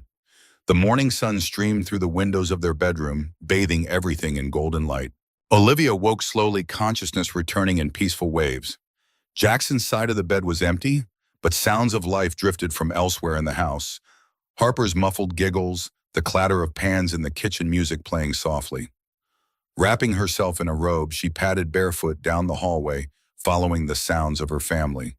The kitchen came into view. Jackson at the stove, flipping pancakes, Harper perched on a stool at the island, carefully arranging berries into smiley faces. None of them had noticed her yet, giving Olivia a moment to absorb the scene. This tableau of ordinary domestic happiness that had once seemed impossibly out of reach. Morning sleepyhead. Jackson spotted her first, his smile warming his entire face. "We're making celebration pancakes." Harper spun on her stool, berry-stained fingers reaching toward Olivia. "We put chocolate chips in yours, Mommy-o." And strawberry faces. Olivia crossed to the island, dropping a kiss on Harper's head before moving to greet Jackson properly. The casual intimacy of the moment, being able to kiss him good morning in their kitchen, again surrounded by family, filled her with quiet joy. Celebration? Pancakes. What are we celebrating? Jackson and Harper exchanged mysterious glances, clearly sharing a secret. Jackson nodded toward the garden doors. "Maybe take a look outside." Curious, Olivia crossed to the French doors that led to their small backyard.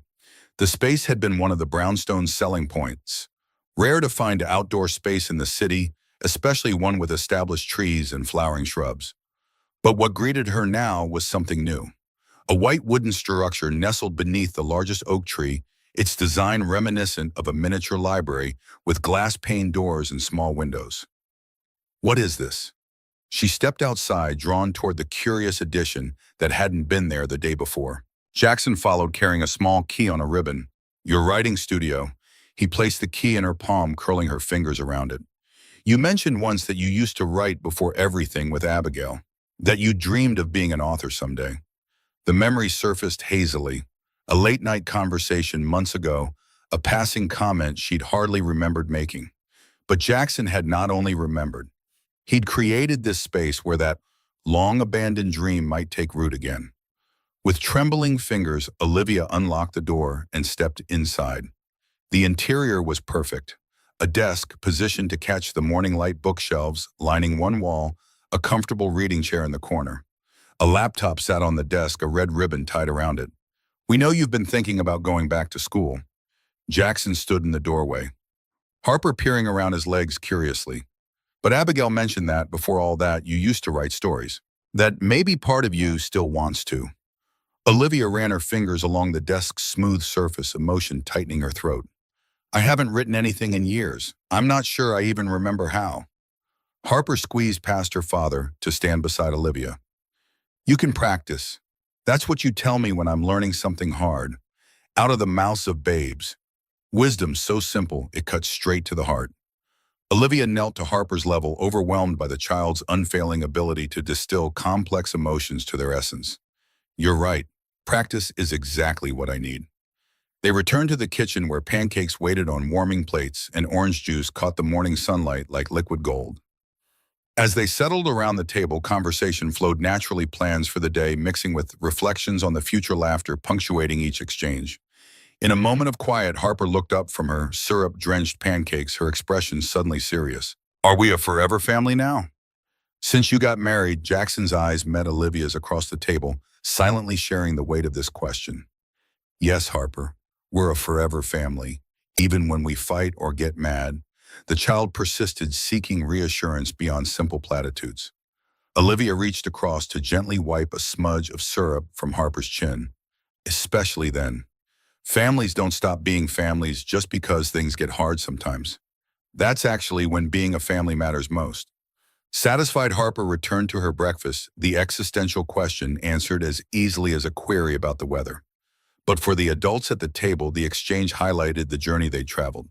From strangers in a cafe to this morning table bound by promises both spoken and unspoken. Later that day, as afternoon shadows lengthened across the garden, Olivia sat in her new writing studio, fingers hovering over the keyboard. Through the window, she could see the great oak tree that had stood in this yard long before they arrived, its branches spreading wide above the garden. The tree had witnessed countless families come and go, had weathered storms, and seasons had remained steadfast while everything around it changed. Like the oak, love could endure, not by remaining unchanged, but by growing deeper roots and stronger branches, by bending without breaking, by providing shelter through all seasons. She began to type words flowing more easily than she'd expected, the story taking shape beneath her fingers. Not about billionaires or fairy tales, but about families formed by choice, about doors opened and closed, about the courage to build something new from broken pieces. Outside, Harper chased bubbles that Jackson blew into the air, their laughter drifting through the open window like music. Olivia paused in her writing to watch them, these two people who had changed everything. The morning sun cast dappled light through the oak's leaves, painting patterns across their faces. Outside, the city hummed with its endless energy, people rushing through lives that occasionally intersected in unexpected ways. Inside their home, time moved differently, measured not in minutes or hours, but in moments of connection, in the quiet miracle of ordinary days shared with extraordinary love. Olivia looked out at her unlikely family. The billionaire who had hidden behind hoodies to find something genuine, the child who had drawn her in with rainbow dinosaurs, the sister thriving ocean away, even the mother cautiously finding her way back. Different pieces from different puzzles that somehow fit together perfectly, creating a picture none of them could have imagined, but all now treasured beyond measure. What began as a blind date on a rainy afternoon had become the foundation for something unshakably beautiful. A family built not from obligation or perfect circumstances, but from kindness, truth, and the courageous quiet act of choosing one another, day after day, forever, beneath the sheltering branches of the oak that would remain long after they were gone, witnessing all the love stories yet to come.